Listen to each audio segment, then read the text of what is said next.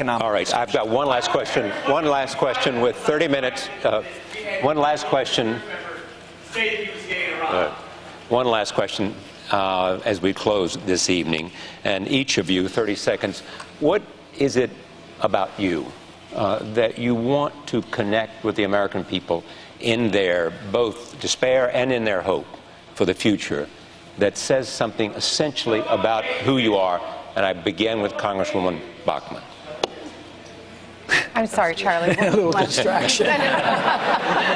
It is about the individual. We have 30 seconds here. We've talked about issues here, but I want to talk for a moment as a last impression, a sense of what it is about you that you want to hear and let the American people know about you and your sense of recognizing their own pain as well as their hope. Well, I do. I grew up in a middle-class home. We went to below 30 seconds. we went to below poverty when my parents divorced. And my mother worked very hard. We all did. We all got jobs. And we were able to work our way through college. And eventually, my husband and I started a business. We have broken hearts for at-risk kids, Charlie. That's why we took 23 foster children into our home.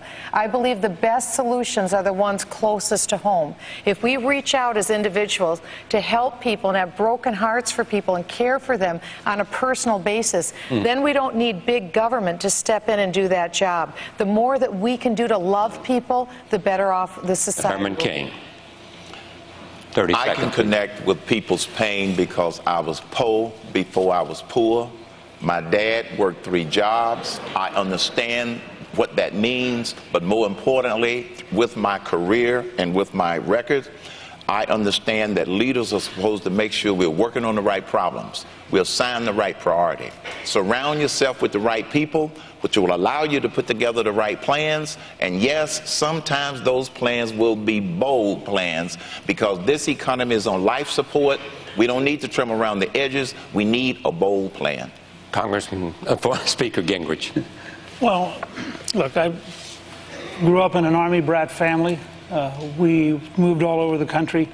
In recent years, I've had relatives out of work.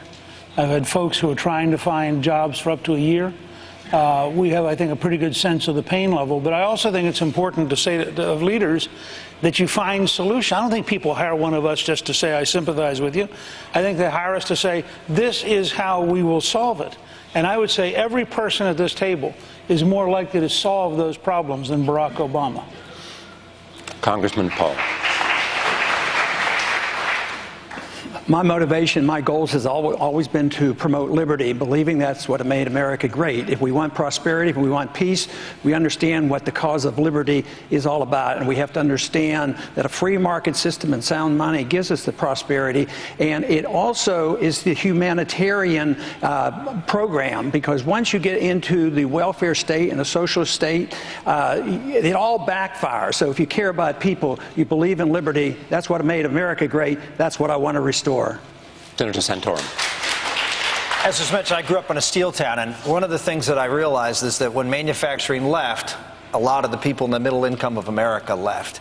And I just read a recent study that actually income mobility from the bottom 2 quintiles up into the middle of up into the middle income is actually greater, the mobility in Europe, than it is in America today.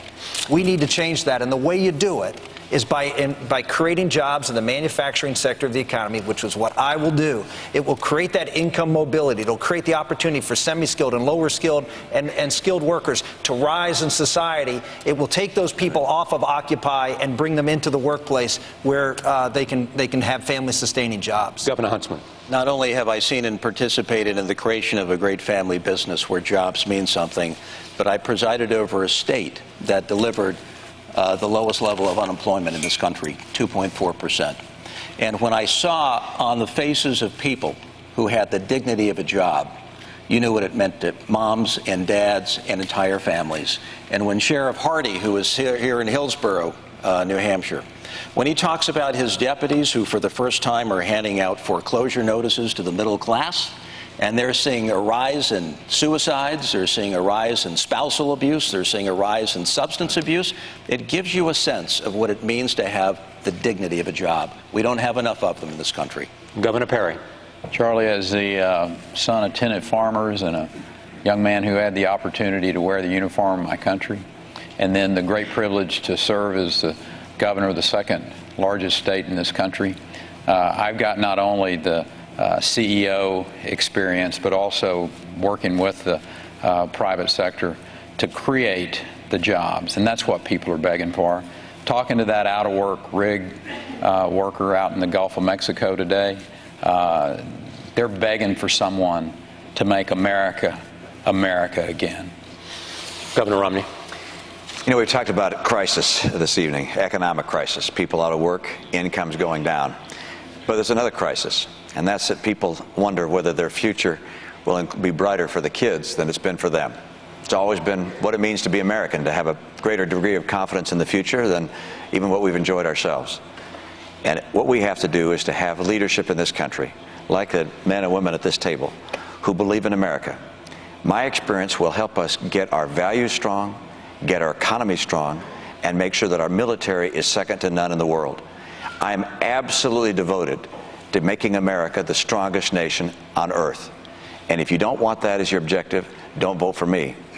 We already have a president that doesn't make that his first objective. All right, I want to thank each and all of the candidates who sat at this table this evening. As I said at the beginning, I believe in tables, and I believe that places where you can come and talk about the country and its future and your beliefs is important.